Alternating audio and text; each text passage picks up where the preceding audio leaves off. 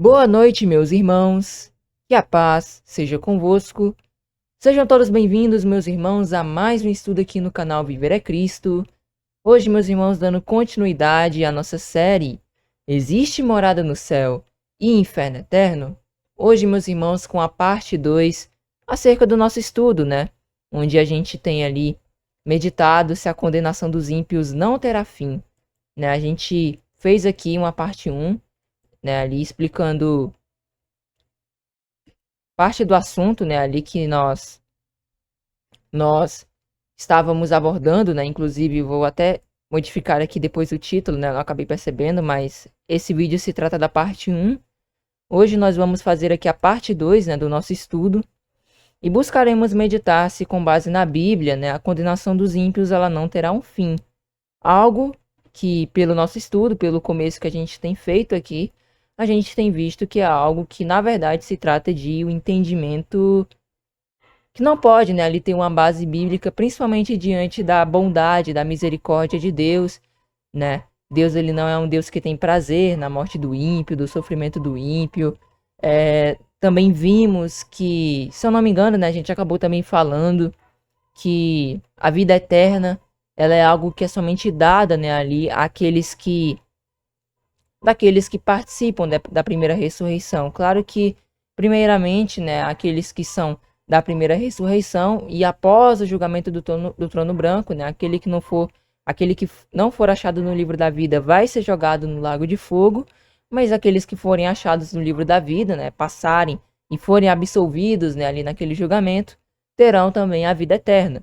Então só estes eles poderão ter essa vida eterna, né? Algo que não é prometido àqueles que são ímpios. Do contrário, a Bíblia ela sempre prometeu, ela sempre trouxe ali ensinamento de que os ímpios eles não subsistiriam, eles seriam consumidos, eles seriam destruídos. Então, diante dessa linguagem, fica difícil você defender que supostamente, né, ali os ímpios eles teriam uma condenação eterna. E a gente trouxe aqui as explicações de certas passagens, né, Isaías, nós trouxemos aqui, no caso aqui foi Isaías 66, né, se não me engano, versículo 24. A gente também trouxe explicações acerca de Mateus, né, que Mateus, capítulo 10, 28, né, dentre outras várias passagens, aqui a gente veio trazendo, né, aqui as explicações, então somente dando uma breve contextualização para os irmãos, para a gente prosseguir no estudo de hoje. E a gente explicou ali algumas questões, apontamos que, na verdade, quando a Bíblia fala de algo, né, ali que é eterno, aquele eterno, né, ali que no grego vai muito provavelmente ser a palavra grega aionos, que no caso seria aion, se eu não me engano, né, a palavra raiz. Acontece que essa palavra ela pode ter vários significados dependendo do contexto. Ela pode apontar para uma questão de exaltação, ela pode apontar para algo que terá ali um propósito. Inclusive, a gente vai até abordar isso, né? Eu acho que a gente não chegou a abordar isso exatamente aqui, né? Mas fica até de spoiler aqui para a parte 2, né? Que a gente vai trazer. Né? Se eu não me engano, a gente não chegou a falar a respeito da palavra aionos. Se falamos ali bem pouco, mas vai ser dito aqui, ó, que ela pode apontar uma era, uma época, um longo período de duração indeterminada, ou seja, não que seja por um tempo inacabável, né? A gente sabe que um tempo indeterminado é um tempo que, por mais que foi, por exemplo, decretado determinada lei, determinado alguma coisa, né? Por mais que alguma coisa tenha sido determinada, quando fala que algo durará por tempo indeterminado, não é que durará para sempre. Não foi definido um tempo ali para determinada coisa permanecer, né? O mesmo seria, por exemplo, o julgamento. Uma pessoa que sofre ali a pena do julgamento, né? Ela não vai ficar ali, né, para todo sempre, né? Ela vai ficar ali durante um tempo indeterminado, né? Até que cumpra-se ali todo, né, o seu castigo, tudo aquilo que ela precisa ali, tudo aquilo que ela irá sofrer, né, devido os seus pecados, os seus erros não ter se arrependido, né? Então, esse tempo indeterminado não aponta, né, ali para um tempo infinito, mas um tempo que ninguém sabe, né? Só Deus ali o sabe mesmo, só Deus conhece e sabe a que momento aquilo ali terminará. A gente pode até pesquisar aqui, ó. Tempo indeterminado. Tempo indeterminado. É um tempo infinito? A gente pode pesquisar aqui, né? Então, olha aqui. Não. Tempo indeterminado significa apenas que o fim não foi definido. Infinito quer dizer que não tem fim de jeito nenhum. Indeterminado. O prazo existe, mas ninguém sabe qual é. Pode acabar logo ou demorar. Então, tem até exemplos aqui, ó. Para o trabalho.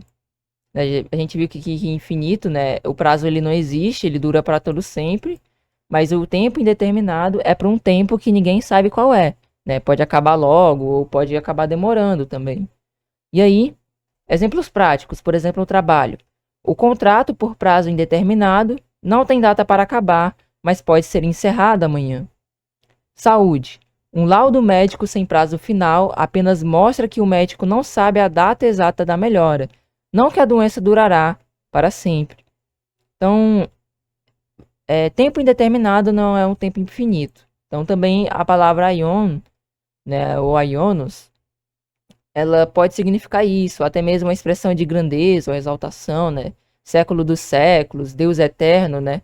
Que são formas de exaltar ou algo permanente e definitivo em seus efeitos, né? Então, século dos séculos, inclusive, pode apresentar também para uma era, para uma época, né? Querendo ou não, mas a gente, por exemplo, nas nossas orações, né? Quando a gente adora ao nosso Deus, né? A gente fala honra, glória, né? Seja a Deus pelo século dos séculos, né? Ou seja, de forma permanente, né? Ali, de forma de grandeza, né? Engrandecendo, né? Ao nosso Deus. E sabemos, né, que no contexto da condenação não vai apontar ali para um tempo infinito, mas para um tempo ali de duração indeterminada ou para algo permanente ali e definitivo em seus efeitos. Mas com relação à condenação não pode ser algo eterno, mesmo porque a vida eterna não é concedida aos ímpios. Mas bem, a gente fez aqui a contextualização, abordamos até um assunto que a gente vai abordar aqui hoje na apostila. Mas se caso os irmãos quiserem entender um pouco mais na íntegra o que a gente veio abordando, né, nos últimos estudos, eu recomendo que os irmãos acessem, né, o último vídeo, vejam aqui, né, a parte 1, né, desse estudo, para que os irmãos possam extrair melhor, né, daquilo que a gente tem abordado, até porque a gente trouxe explicações ali de Isaías, de Mateus, então é bem interessante os irmãos entenderem isso, principalmente diante do ensinamento de Jesus de que a alma ela pode, né, ou seja, a vida de uma pessoa ela pode ser sim destruída no Guiena, a pessoa por si só ela não é imortal, Deus ele pode fazer com que a vida em si ela seja, né, ali extinguida, como a gente vê aqui em Mateus capítulo 10, verso 28, né? A gente explicou ali algumas questões relacionadas ao Guiena, à destruição. Então eu recomendo fortemente que os irmãos vejam, para que os irmãos compreendam na íntegra, né? Mas desde já, peço a todos que possam deixar o like, o comentário, compartilhe esses estudos nas redes sociais para que esse vídeo, né, essa pregação, meus irmãos, possa cada vez mais alcançar, né, mais almas e logo, né, mais pessoas serem renovadas e edificadas, né, ali e também serem alcançadas pela verdade, né, da palavra do nosso Deus. Mas bem, meus irmãos, sem mais demoras, para não prolongarmos tanto, vamos dar início aqui ao nosso estudo, né? Bem, agora vejamos mais uma das passagens mais citadas quando o assunto é a duração da condenação dos ímpios. Trata-se das palavras de Jesus em Mateus capítulo 25, na descrição do julgamento das nações. O texto diz, Mateus 25, verso 41, diz o seguinte: Então dirá também aos que estiverem à sua esquerda, apartai-vos de mim, malditos, para o fogo eterno preparado para o diabo e seus anjos. E poucos versículos depois, no versículo 46 do mesmo capítulo 25, e irão estes para o tormento eterno, mas os justos para a vida eterna.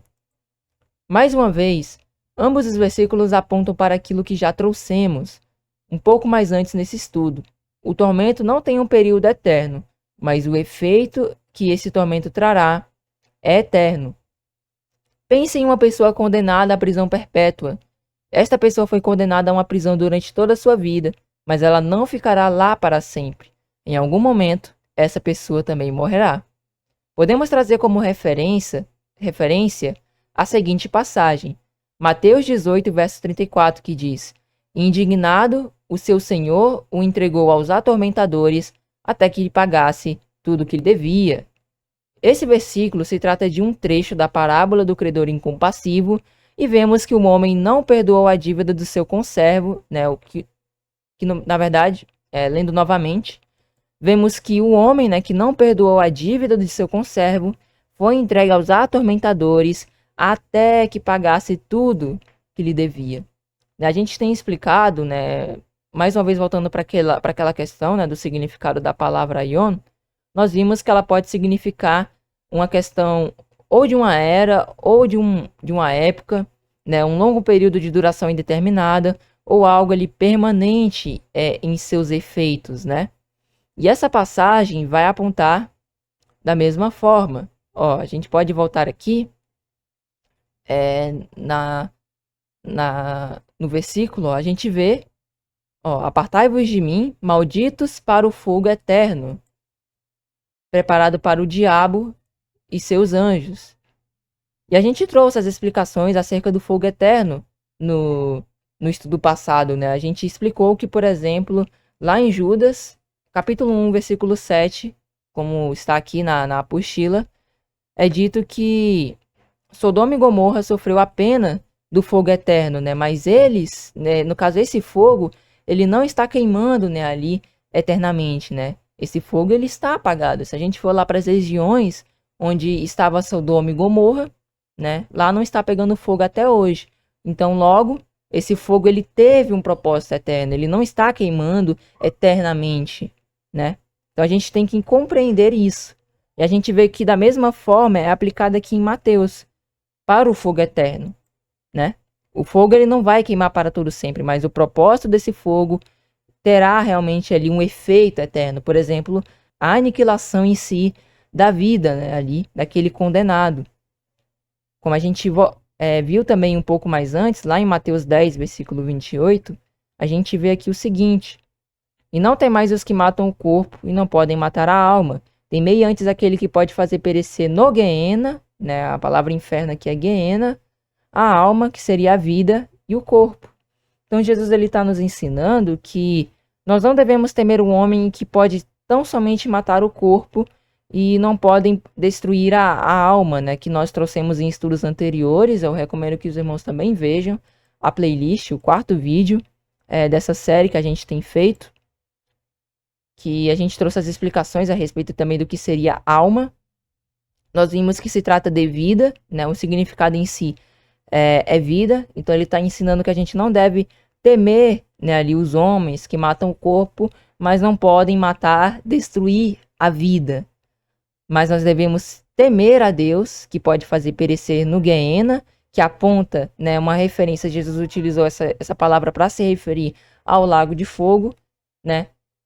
Deus ali que pode fazer perecer no Guiena, no lago de fogo, né? Guiena não significa lago de fogo, mas foi uma palavra, era um local ali da região que ele utilizou para se referir, né, ali ao lago de fogo. Ele afirma aqui que nós devemos temer a Deus que pode fazer perecer no lago de fogo, né, ali, né, trazendo a comparação do Guiena, a alma, que seria a vida, e também o corpo. O homem, ele pode destruir, ele pode matar o corpo, pode destruir o corpo, mas ele não pode destruir a nossa vida por inteiro. A gente ainda fica ali no estado de inconsciência da morte, né? Nós dormimos, né, ali, no sono da morte, e logo, né, ali, a gente fica meio que naquele estado de inconsciência, né? E haverá um momento em que todos serão ressuscitados, né? A morte, ela não é a destruição definitiva de alguém, ou alguém que morreu, pereceu eternamente. Não. A morte, ela somente é uma questão uma condição, né, que veio ali por causa do pecado, mas a pessoa em si, ela não morreu ali eternamente, né? Ela não tem consciência, claramente, mas também ela não tem ali a vida, né, em si, ela não está viva, né? Ela está na condição de morta.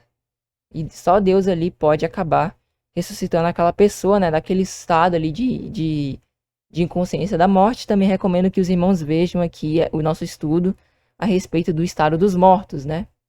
E só Deus ali pode destruir por inteiro, ou seja, fazer realmente a pessoa ser aniquilada, né? Só Deus ali pode aniquilar ali a pessoa ali no lago de fogo de forma que ela deixe realmente de existir por inteiro, né? Realmente ali não sobrar nada, né? Inclusive a gente encontra comparações, né, de que dos ímpios, né, não restará ramo, né? Não restará ali palha. Tem comparações assim que serão queimados, né? Jesus ali, por exemplo, ele traz a comparação da parábola do trigo e do joio, dizendo que o joio ele será queimado, né, ali. E nós sabemos que uma hora o joio ele também vira cinzas, né? Ele praticamente é consumido por aquele fogo. Então, não é algo em si que durará para todo sempre, mas tem um propósito, tem um efeito eterno que é a destruição por inteiro. Da mesma forma esse tormento, né? Esse tormento ele não é algo que durará para todo sempre. Na verdade, ele também tem um propósito eterno, né? Ele terá um efeito ali eterno na vida da pessoa, né? A gente viu aqui a comparação com Mateus 18:34, que é uma passagem do credor incompassivo, né? Que fala ali a respeito daquele que não perdoa, né? E nós vemos aqui no versículo 34 de Mateus 18 que aquele homem, né, o credor incompassivo que não perdoou, né, ali o seu conservo, ele foi entregue aos atormentadores até que pagasse tudo que lhe devia. E ele só saiu de lá até que pagasse tudo que lhe devia. E nós sabemos que aquilo é uma comparação para o juízo. Então, aqui a gente está vendo, né, que ele ficaria lá sendo atormentado até que pagasse tudo o que devia. Esses atormentadores representam a condenação no lago de fogo. Então, fica claro aqui que não será algo eterno. A questão em si são as palavras. Principalmente diante do entendimento da palavra olam, né, que tem um significado enquanto durar. Ali vai mais ou menos para esse âmbito. Nós podemos até mesmo dizer que até que cumpra o seu propósito, melhor dizendo. Mas bem, vamos prosseguindo aqui. Se a condição de permanecer sendo atormentado era para pagar tudo o que este homem devia, haveria um momento em que ele, entre aspas, sairia de lá. E esse sair se trata da aniquilação / destruição deste homem. Então ele é dito aqui que esse homem, né, ou seja, qualquer pessoa que não perdoasse seu irmão fosse condenada, ficaria naquele local até que pagasse tudo o que devia. Não é que ela iria sair de lá e poderia viver normalmente, não. Na verdade, se sair, se trata ali da aniquilação e da destruição, né, daquele que foi condenado. O mesmo princípio ele aparece em Mateus capítulo 25, Mateus capítulo 25, versículo 26, e Lucas capítulo 12, verso 59. A gente vê aqui o seguinte, né, no caso, Mateus 25, verso 23 ao 26, né, não acabei aqui atualizando na apostila, mas é Mateus 5, verso 23 ao 26, e Lucas 12, versículo 57 ao 59. Nós vimos aqui o seguinte, primeiro em Mateus: portanto, se trouxeres a tua oferta ao altar, e aí te lembrares que teu irmão tem alguma coisa contra ti, deixa ali diante do altar a tua oferta, e vai reconciliar-te primeiro com teu irmão. E depois vem e apresenta a tua oferta.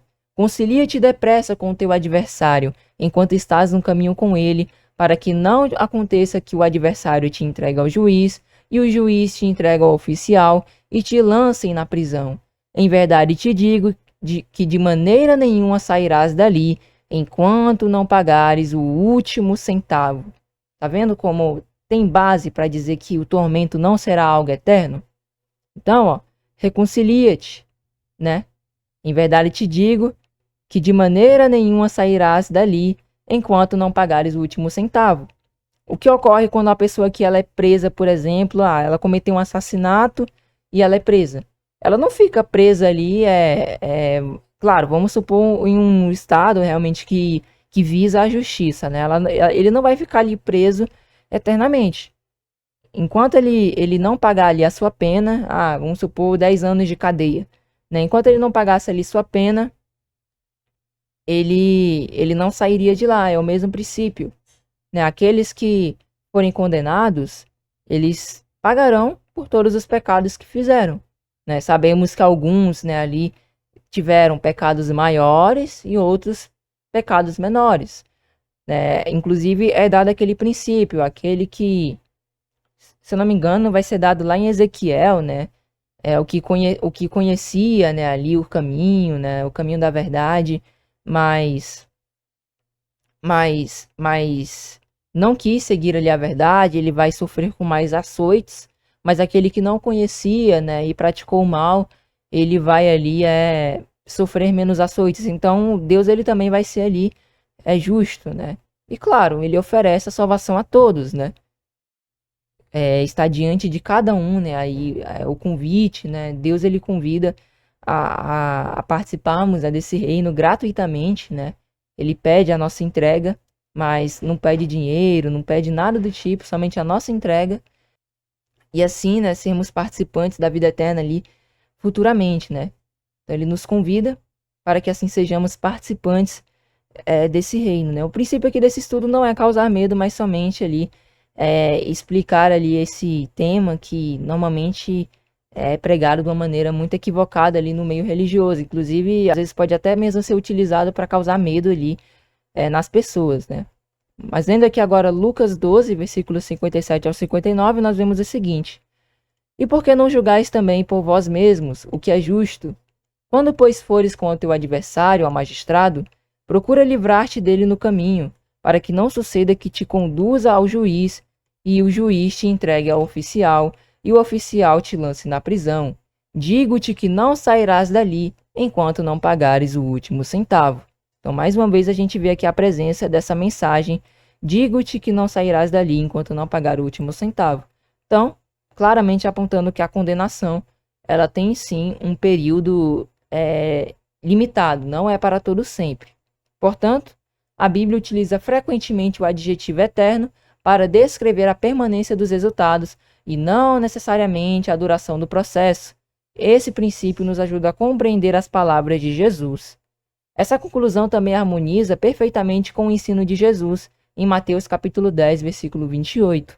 Ali, Cristo declarou que Deus pode destruir tanto o corpo quanto a alma no Gueena. Se o castigo final consiste na destruição completa do ser humano, então seus efeitos são eternos, pois não haverá uma segunda oportunidade, nem um retorno posterior à existência, né? Inclusive, somente substituindo aqui a destruição completa, né, do condenado, né, daquele que for condenado. Então, seus efeitos, né, ali, eles são eternos, né? Pois não haverá ali uma segunda oportunidade de retorno posterior à existência. A partir daquele momento que a pessoa ela for consumida no lago de fogo, ela deixará de existir por completo. Bem, assim, o fogo eterno do versículo 41 e o tormento eterno do versículo 46 estão intimamente ligados. O fogo executa o tormento e o resultado desse tormento permanece para sempre.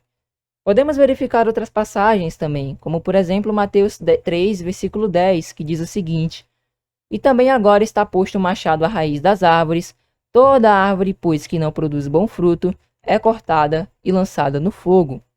A árvore que é queimada vira cinzas depois de passar por todo o processo de queima, e logo não sobra nada daquela árvore. Então a árvore ela é totalmente consumida pelo fogo. Não é essa comparação que está sendo trazida aqui? A gente não pode dizer que se eu colocar ali uma árvore para queimar, ela vai permanecer queimando ali por toda a eternidade, né? Se nem Sodoma e Gomorra, que o fogo em si foi chamado de eterno, permaneceu queimando para todo sempre, né? Por que aqui seria, né, diferente? Então, claramente ele é apontando para algo que tem um propósito ali eterno. Aqui não cito eterno, mas a gente vê que esse é cortado e lançado no fogo aponta para a condenação. E uma árvore, por exemplo, quando é queimada, ela não permanece queimando para todo sempre. Também vemos Mateus capítulo 3, versículo 12, que diz o seguinte: Em sua mão tem a pá, e limpará a sua eira, e recolherá no celeiro o seu trigo, e queimará a palha com fogo que nunca se apagará. Da mesma maneira, a palha não subsiste quando queimada pelo fogo. E aqui aplica-se o mesmo princípio de Judas, que é chamado ali o fogo eterno, do qual traz uma consequência eterna. Mais uma vez, meus irmãos, a palha, ela é um material ali que, se a gente colocar fogo, facilmente ali ela vai queimar, né? E a palha por si só, ela não subsiste, né? Com pouco tempo ali ela já é consumida, já vira cinzas, né? É aquela mesma comparação que a gente trouxe no estudo anterior a respeito de Sodoma e Gomorra, né? Voltando aqui para Judas, capítulo 1, versículo 7, né? Vamos acessar aqui na Bíblia Online. Judas, capítulo 1, versículo 7. Nós vemos aqui, ó. Assim como Sodoma e Gomorra e as cidades circunvizinhas que, havendo se entregue à fornicação, como aqueles, e ido após outra carne, foram postas, por exemplo, sofrendo a pena do fogo eterno. Sodoma e Gomorra não estão queimando até hoje, né? Elas foram consumidas. Da mesma forma, claramente aqui a gente vê uma comparação de algo que é frágil, a palha, por exemplo. Ela será consumida com o fogo ali que, por mais que se diga aqui que nunca se apagará, o princípio em si é que ele tem um propósito de queimar, né? Ali, até que se consuma, né? Toda aquela palha que no caso aqui seria, né? Ali os ímpios, né? Enquanto não se cumprir toda a sentença da condenação, aquele fogo, né? Ele não se apagará. Ou seja, o lago de fogo em si ele não deixará de existir enquanto houver alguém ali que pagará ali o preço pelos seus pecados, né? Esse seria o princípio. Bem, prosseguindo mais adiante, nós temos Mateus 13, versículo 30, que diz: Deixai crescer ambos juntos até a ceifa, e por ocasião da ceifa direi aos ceifeiros: Colhei primeiro o joio e atai-o em molhos, para o queimar, mas o trigo ajuntai-o no meu celeiro. O joio ele também não subsiste perante fogo. Ele certamente será consumido. Percebemos, portanto, que Mateus 25 não contradiz o restante das Escrituras. Pelo contrário, quando interpretado à luz de toda a revelação bíblica, o capítulo reafirma que o castigo dos ímpios é eterno, porque sua consequência jamais será revertida. A destruição definitiva, chamada em Apocalipse de segunda morte. É justamente essa expressão, segunda morte, que nos prepara para compreender corretamente Apocalipse capítulo 20, né? Principalmente ali com a ênfase no versículo 10, que é também difícil em si de se entender. Se João afirma que o lago de fogo é a segunda morte, então devemos investigar se o próprio Apocalipse realmente ensina uma vida consciente em tormento eterno, ou se utiliza uma linguagem simbólica para descrever a derrota definitiva do pecado, da morte e de todos aqueles que persistiram na rebelião contra Deus. Bem, agora que a gente encerrou, né, aqui esse tópico, espero que os irmãos tenham entendido aqui. Eu creio que ficou bem mais claro, né, acerca dessa questão da condenação. Nós vimos aqui o princípio, né, enquanto não pagares o último centavo. Nós vimos aqui a questão de coisas que são bem frágeis e logo, né, ali, quando forem ali alcançadas pelo fogo, né, serão consumidas. A gente vê aqui a fragilidade, por exemplo, da árvore, da palha, né, do joio. Tudo isso certamente é consumido pelo fogo, então tudo aponta ali para uma destruição total, né, ali uma aniquilação total da parte dos condenados, né? E certamente aqui, com base nessas passagens, nós vemos que a condenação ela não terá um período eterno, será por um tempo, por mais a gente pode declarar indeterminado, mas um tempo indeterminado, como a gente viu no princípio aqui, mas no início desse estudo, não é algo que durará para todo sempre, mas algo que não se sabe o tempo do fim, né? Enquanto não pagará tudo aquilo que devia, né? Como a gente viu aqui na parábola do credor incompassivo e outros versículos. A gente viu aqui em Mateus capítulo 18, verso 34, Mateus 5, do 23 ao 26 e Lucas 12, versículos 57 ao 59. Agora vamos prosseguir aqui. Chegamos agora ao texto que provavelmente é considerado o principal argumento em favor da ideia de um tormento consciente sem fim. Apocalipse capítulo 20, versículo 10 declara: E o diabo que os enganava foi lançado no lago de fogo e enxofre, onde estão a besta e o falso profeta, e de dia e de noite serão atormentados para todo sempre. E agora? Né? Parece ser algo que encerra, né, ali a discussão, parece ser algo que não existe, né, uma explicação ou algo do tipo. Né? À primeira vista, a expressão para todo sempre parece ali encerrar, né, terminar com a discussão. Entretanto, com uma análise mais cuidadosa do texto, seu contexto e dos termos utilizados na língua original, mostra que a questão é mais complexa do que uma simples tradução pode sugerir. Né? Parece que é algo que determina por si só que seria ali por toda a eternidade. Mas vamos nos aprofundar aqui nesse versículo, né, e buscar ali entendê-lo. Em primeiro lugar, a expressão traduzida por para todo sempre é no grego eistous aionas ton aiono, literalmente pelos séculos dos séculos ou pelas eras das eras.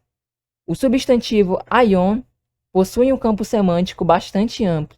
Dependendo do contexto, pode indicar uma era ou época, um longo período de duração indeterminada, né? Por exemplo, século dos séculos, né? Também pode ter esse princípio, mas na Bíblia por si aponta mais realmente para uma questão de exaltação, né? Século dos séculos, por exemplo, a gente nas nossas orações, né? A Deus seja a honra, a glória e o poder pelo século dos séculos, né? Ou seja, para todo sempre, por um longo período, né? A gente sabe que aponta realmente para uma questão de exaltação. Aí sim tem um princípio de exaltação, né? Mas também, por exemplo, tem Deus eterno, né? Que também é outra forma de exaltação, né? Utilizando ali a palavra aion ou aionos, né? Mas também essa palavra ela pode significar ali algo permanente e definitivo em seus efeitos. Então ela vai ter ali esses 4 tipos de significado: uma era ou uma época, um longo período de duração indeterminada, uma expressão de grandeza ou exaltação, século dos séculos ou Deus eterno, ou algo permanente e definitivo ali em seus efeitos. Seu adjetivo correspondente aionios, também deve ser compreendido conforme o texto. Ele pode significar algo pertencente a uma era, duradouro, definitivo ou eterno em seus resultados. Portanto, não é correto assumir automaticamente que toda ocorrência dessas palavras descreve uma duração infinita de sofrimento consciente. Da mesma forma, o hebraico ele utiliza frequentemente a palavra olam, né, do hebraico, normalmente traduzida por eterno ou perpétuo. Entretanto, o próprio uso bíblico demonstra que olam nem sempre significa uma duração absoluta infinita, mas muitas vezes um período cuja duração é determinada pelo propósito de Deus ou cujos efeitos permanecem para sempre. Um exemplo claro aparece em Levítico 16:34, que diz o seguinte: E isto vos será por estatuto perpétuo, para fazer a expiação pelos filhos de Israel de todos os seus pecados uma vez por ano. E fez Arão como o Senhor ordenara a Moisés. Na Septuaginta, meus irmãos, é a tradução grega do Antigo Testamento. Olam, ele foi traduzido justamente por aionon. No grego, você vai encontrar a palavra aionion. É o mesmo derivativo aqui de aion. E o mais interessante, meus irmãos, é que essa palavra e essa passagem, a gente sabe muito bem que ela não é para todo sempre. Aqui é chamado de perpétuo, mas não é algo que durará para todo sempre. Por isso que a gente também atribui a palavra, traz a palavra olam. Porque ela também, meus irmãos, vai aparecer em Apocalipse 20, versículo 10, na versão hebraica. Ó. A gente pode até pesquisar aqui. Ó. A palavra hebraica olam aparece em Apocalipse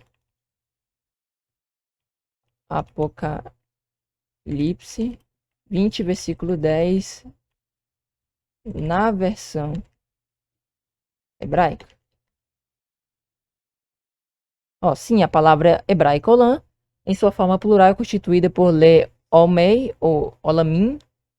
Ela aparece em Apocalipse 20:10, nas versões modernas traduzidas para o hebraico do Novo Testamento. Ela traduz a expressão grega eistous aionas ton aiono. Então ela aparece também, né? Claro que é um texto ali um pouco mais atual, mas ela também traz esse sentido. Ela foi escolhida para ali substituir ali aionon. E claramente, né, meus irmãos, se aionon foi colocado em olam, olam também vai ser ali uma palavra que vai substituir ali aionon, né, quando ela aparece ali no grego, né. Mas bem, voltando aqui, na Septuaginta, a tradução grega do Antigo Testamento, Olam foi justamente traduzido por Aionon. No entanto, o Novo Testamento ele ensina que esse sistema sacrificial ele não permaneceria para sempre. Hebreus 10, do 1 ao 14, afirma que aqueles sacrifícios eram apenas sombra da realidade que haveria de vir. Nós temos aqui, por exemplo, Hebreus 10, no versículo 1, que diz o seguinte: porque tendo a lei, a sombra dos bens futuros e não a imagem exata das coisas, nunca, pelos mesmos sacrifícios que continuamente se oferecem cada ano, pode aperfeiçoar os que a eles se chegam. E por Cristo ter feito o sacrifício definitivo, não se é mais necessário guardar essas leis que consistiam, né, ali em sacrifícios, né, e nas festas, né. Sabemos que essa questão, né, de não ser necessário guardar se trata das leis cerimoniais, né, nas leis que consistiam em sacrifícios, festas, né, essas sim, elas não devem mais ser guardadas, mas tudo aquilo, meus irmãos, que não é um apontamento para o futuro, algo que não é sombra, né, como a gente vê aqui, ó, porque tendo a lei a sombra dos bens futuros, por exemplo, os 10 mandamentos de Deus, eles não apontam para algo futuro. Logo, ele não pode estar falando também dessa lei. Da mesma forma, a lei de animais impuros e limpos, né, no Novo Testamento também não aponta para algo no futuro, mas a questão dos sacrifícios e das festas, isso sim apontavam. Por exemplo, se eu não me engano, Levítico 16, versículo 34, que a gente colocou aqui, se trata da festa do Yom Kippur, que é conhecido como o Dia do Perdão. O Dia do Perdão, Cristo fez lá na cruz. Por isso que não é necessário mais guardar o Dia da Expiação. A gente tem, por exemplo, meus irmãos, a festa que correspondia ali à questão da colheita, né, das primícias, né? Eu me esqueci o nome da festa, mas essa festa ela foi concretizada lá em Atos, quando os apóstolos, né, ali houve o derramamento do Espírito Santo e pessoas foram batizadas, né?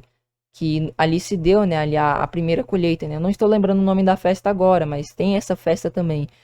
E cumpriu-se ali naquele momento. Então, essas festas, essas leis que consistem em sacrifícios e nessas festas, não se devem guardar, né? A única coisa ali que Cristo deixou, né, foi o que nós conhecemos como a ceia da nova aliança, que não se trata e não faz parte dessas leis, né? Fora isso, a gente tem que guardar o restante que a Bíblia nos orienta, né? Ali a guardarmos, né? Os 10 mandamentos e as demais ordens ali dadas que não apontam para algo futuro. Mas bem, nós vemos aqui que a palavra Olam ela foi traduzida para o grego por aionos, né? Foi colocado ali aiono, né? Aionion nessa palavra, claramente ele apontando para algo que teve um propósito, foi por um período, né? Não foi algo que durou eternamente. Sabemos que esses sacrifícios em si, essas festas, elas não devem mais ser guardadas no Novo Testamento, né? Na Nova Aliança. Essas festas em si, esses sacrifícios não devem mais ser feitos. Então, se aqui foi utilizado Olam, no grego aparece Aiono, e não apontou para algo que é para todo sempre, por que aqui seria diferente, né? Claramente não é diferente. Haverá um período em que também o inimigo ele também será consumido, né? Ele será realmente extirpado, né? Ele será realmente aniquilado. Claro que será eu creio que, pelo menos da minha parte, eu creio que será uma pena bem maior, né? Porque sabemos que o inimigo, né? Ele detinha o conhecimento, tal, e buscou o mal, né? Conhecido como o pai da mentira, fez muita coisa ruim, então certamente ele é a pena de Satanás, né? Será uma pena bem grande, né? Mas bem, nós vimos aqui a respeito dessa palavra, né? A gente também trouxe essa explicação em estudos anteriores, né? Olam aponta para algo que não é ali infinito, né? Enquanto se cumprir, enquanto durar, ou então traz um efeito eterno. Vimos aqui o exemplo de Levítico 16:34, que fala ali a respeito, se eu não me engano, do dia do Yom Kippur, que seria um estatuto perpétuo, mas esse perpétuo não é para todo sempre, era enquanto durasse, enquanto fosse necessário, né? Por um período, por um tempo. E no grego, na versão grega, a palavra que vai aparecer aqui é aionion. Então, olha que interessante, né? Então, aionion, aqui a gente vê que não tem um significado realmente de eterno. Então, não seria diferente aqui nas demais passagens, até porque no hebraico vai aparecer aqui Olam, por exemplo, em Apocalipse 20, verso 10. Bem, assim, o próprio uso inspirado das escrituras demonstra que nem Olam, nem Aionios exigem por si só uma duração infinita em sentido absoluto. Seu significado depende do contexto em que aparecem. Esse mesmo princípio aparece quando a Bíblia fala do fogo eterno, né? Mais uma vez aqui somente recapitulando, né? Judas escreve lá em Judas 1, versículo 7. Assim como Sodoma e Gomorra e as cidades circunvizinhas que, havendo-se entregue à fornicação, como aqueles e ido após outra carne, foram postas por exemplo, sofrendo a pena do fogo eterno. Entretanto, Sodoma e Gomorra não continuam queimando até hoje. O fogo foi eterno em seu julgamento e em seus efeitos, pois produziu uma destruição definitiva e irreversível. O resultado permaneceu para sempre, embora o ato de queimar não continue acontecendo eternamente. Vamos até pesquisar qual é a palavra se Olam aparece em Judas capítulo 1, versículo 7. Ó, também, ó, a palavra hebraica Olam aparece em traduções modernas do Novo Testamento, para o hebraico Judas 7. Bom, o resultado permaneceu para sempre, embora o ato, né, de queimar não continue acontecendo ali eternamente, né? Foi algo irreversível.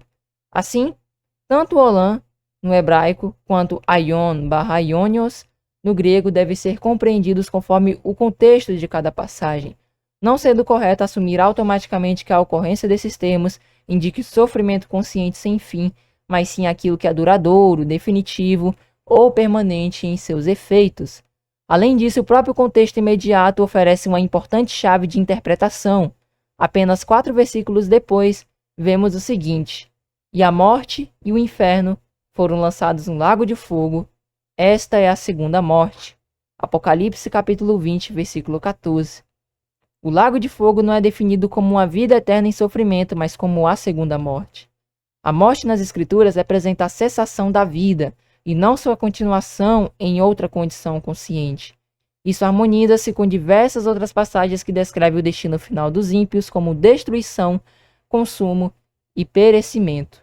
Outro ponto importante é que a Bíblia nunca afirma que os condenados recebem a imortalidade. Pelo contrário, a vida eterna é apresentada como um dom concedido por Deus aos salvos, e aqueles cujos nomes permanecem escritos no livro da vida herdam, né, ali a vida eterna. Vale ressaltar que posteriormente haverá a árvore da vida para as nações, né? Interessante também isso. Vemos em Apocalipse capítulo 20, versículo 6. Bem-aventurado e santo aquele que tem parte na primeira ressurreição. Sobre estes não tem poder a segunda morte, mas serão sacerdotes de Deus e de Cristo, e reinarão com ele 1000 anos. Né? Aqueles que forem participantes da primeira ressurreição, que é a ressurreição que é dada à igreja, né? A igreja de Deus, e eles terão um corpo semelhante ao de nosso Senhor Jesus, né? Só esses realmente ali terão, a princípio, o poder, o direito em si de ter ali a vida eterna, né? Eles terão primeiramente a vida eterna, depois vai ser dada ali às demais nações, né? Após ali o julgamento do trono branco. Aí nós vemos lá em Apocalipse 22, 2 o seguinte: no meio da sua praça e de um outro lado do rio estava a árvore da vida, que produz 12 frutos, dando seu fruto de mês em mês, e as folhas da árvore são para a saúde das nações. E Apocalipse capítulo 20, versículo 15, e aquele que não foi achado escrito no livro da vida, foi lançado no lago de fogo. E claro, que com a aniquilação da morte, logo ninguém mais morrerá, né? É aquele princípio, né? A morte também foi jogada no lago de fogo. Então, certamente ninguém morrerá mais após ali a aniquilação da morte, né? Esse que é o interessante, né, meus irmãos? Nem a morte ficará lá sofrendo, né, para todo sempre.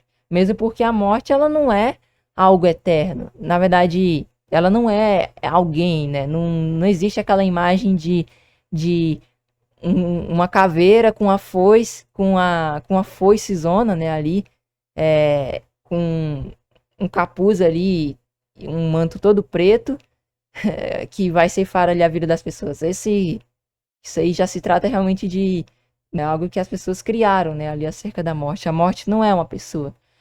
Quando aqui aponta que a morte, né, ali foi jogada no lago de fogo, é porque ela foi aniquilada, ela foi destruída. Então olha aí como também vem para o mesmo princípio, né? Bem, em nenhum momento é ensinado que os condenados recebam, né, ali uma existência imortal apenas para permanecerem sofrendo eternamente. Dessa forma, quando Apocalipse 20, 10, né, Apocalipse capítulo 20, versículo 10, utiliza a expressão pelo século dos séculos, ela não deve ser interpretada isoladamente, nem transformada em uma definição absoluta sobre a natureza do castigo final, né? Não deve ser utilizada dessa forma, né? Assim como ocorre em diversas passagens proféticas e apocalípticas, a linguagem enfatiza a magnitude, a solenidade e a irrevogabilidade do juízo divino. O foco está na certeza de que a sentença de Deus será plenamente executada e jamais será revertida. Ou seja, haverá o tormento, mas esse tormento culminará na destruição do ser condenado, e esta destruição possui um peso eterno. Assim podemos compreender melhor o que Cristo disse em Mateus capítulo 10, versículo 28. Ele afirma: "E não temais os que matam o corpo e não podem matar a alma. Temei antes aquele que pode fazer perecer", do grego apólime, que implica arruinar completamente, no inferno, Geena, a alma, que seria a vida, e o corpo. Então, Deus é o único que pode fazer perecer ali por completo a pessoa. Por isso que a gente deve temer ao Pai. Inclusive, o temor ao Senhor é o princípio da sabedoria. E o conhecimento do santo é o entendimento. Então, a gente deve ali ter esse temor a Deus, devemos buscar a vida. Inclusive, esse estudo, meus irmãos, é um chamado para que nos arrependamos, busquemos sinceramente ao nosso Deus, para que não sejamos condenados, né? Não desejemos ser condenados. Desejemos participar desse reino, né? Pelo qual estamos sendo chamados gratuitamente. É certo que o caminho ele não é fácil, o caminho é difícil. Por isso que ele é chamado de estreito. Mas a recompensa final é certa, né? Fiel é aquele que prometeu, né? Fiel é aquele que prometeu para cumprir. Assim, a expressão, né, ali é eterna nas escrituras, quando relacionada ao juízo, frequentemente aponta para a permanência de seus efeitos e para o caráter definitivo da condenação, e não necessariamente para um processo de tormento consciente sem fim. O próprio contexto de Apocalipse reforça essa compreensão ao definir o lago de fogo como a segunda morte, isto é, a destruição final e irreversível do mal, em plena harmonia com a promessa de que no novo céu e na nova terra, que no caso, né, a gente trouxe em estudos anteriores, se trata da restauração dessa própria terra, dessa própria criação, assim como um homem, quando se converte, se entrega ao nosso Deus, passa a viver em novidade de vida, essa novidade de vida não se trata de ser dada uma outra vida à pessoa. Na verdade, ela muda, ela é restaurada. Por exemplo, é dito que um homem ele passa a ser um novo homem, mas não é que ele se torna outra pessoa. Na verdade, o Espírito Santo de Deus trabalha ali, né? No caso, Deus ali, através do seu poder, opera naquela pessoa e logo ela é moldada ali a ser restaurada, né? A andar em seus caminhos e logo ela vive de uma maneira que segue os princípios bíblicos, né? A pessoa não deixa de ser ela, mas ela muda ali a sua forma de viver e passa a viver segundo os princípios de Deus.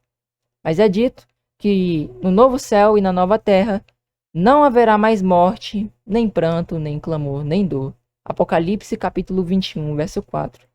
Dessa forma, o juízo alcança o seu propósito definitivo, eliminar completamente o pecado e suas consequências e não perpetuar eternamente a existência do mal. Amém, meus irmãos? Portanto, a gente irá finalizar aqui com a conclusão, né? Creio que esse será aqui, pelo menos por hora, né? O último estudo que até então a gente vai fazer ali sobre o tema. Mas se caso for necessário, a gente pode até fazer continuações ali futuramente, se for preciso.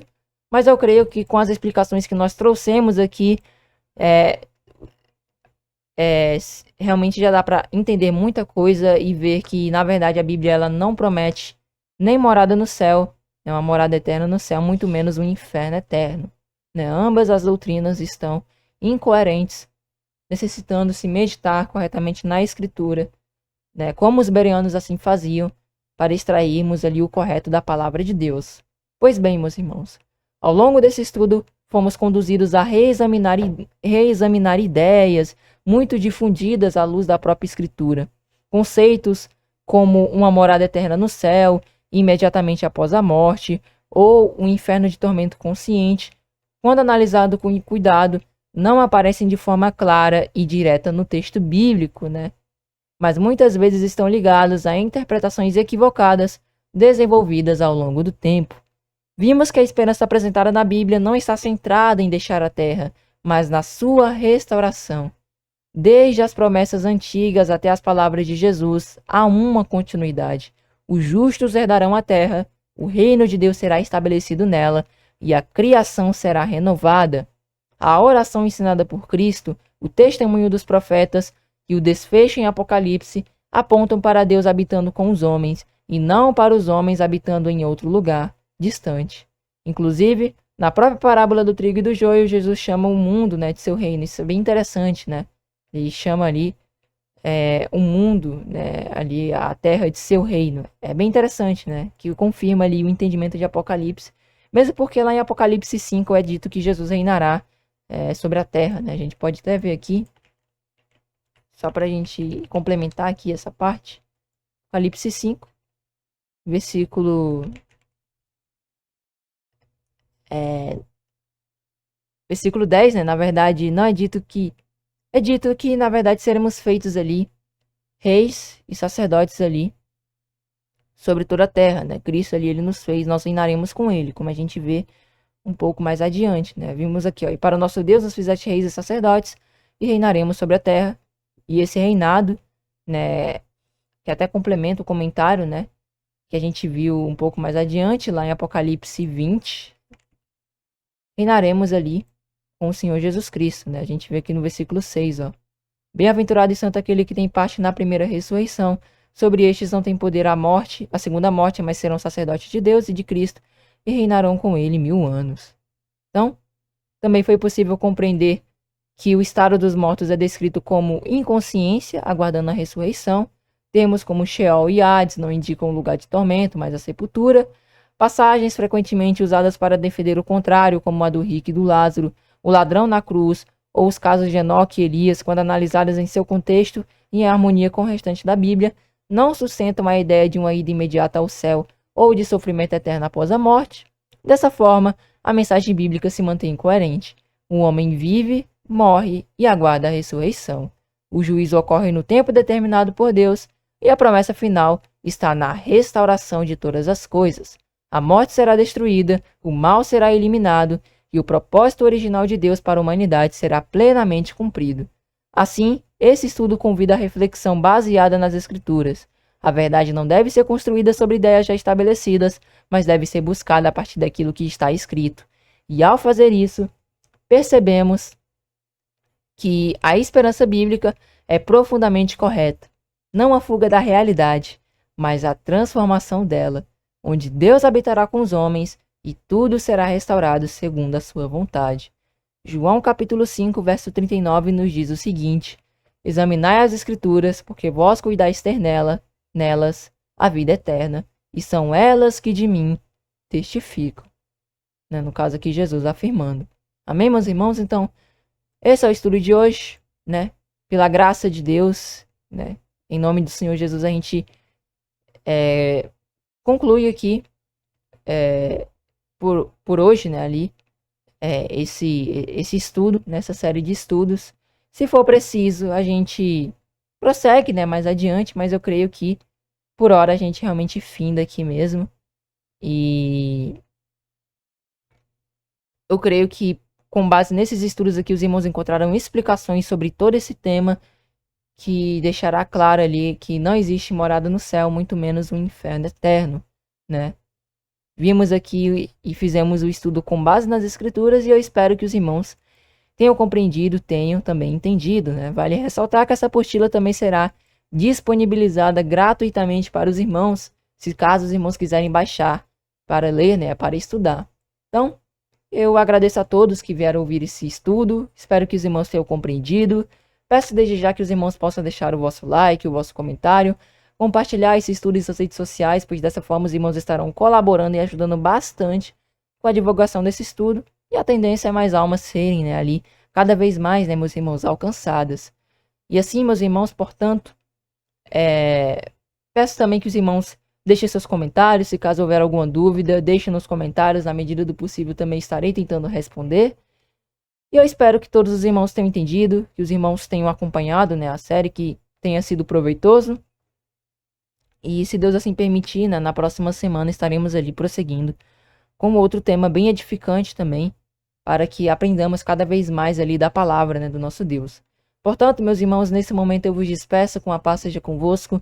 Desejo a todos uma excelente semana, uma ótima noite de sono, e até a próxima, meus irmãos, se assim Deus nos permitir.